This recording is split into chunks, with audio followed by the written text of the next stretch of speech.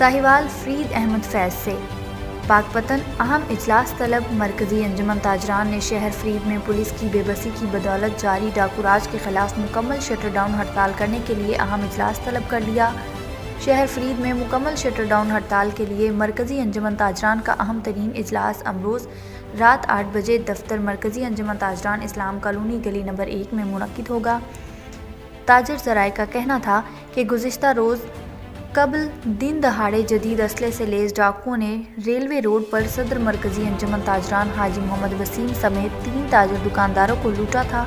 Railway road पर डाके की तारीखी वारदात के बाद डाकू हवाई फायरिंग करते हुए फरार होने में कामयाब हो गए, जबकि पुलिस पार्टी वारदात के 23 मिनट बाद मौका वारदात पर पहुंचकर चाय पीने में मगन हो गई।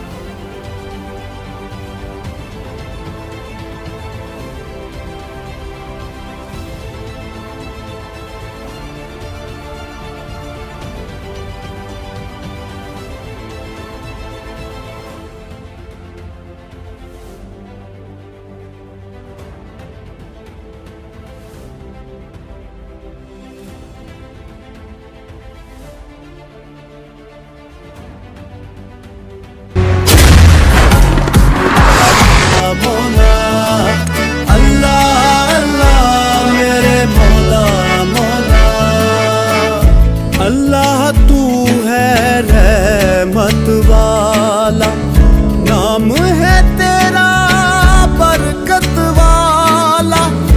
अल्लाह तू है रहमत वाला, नाम है तेरा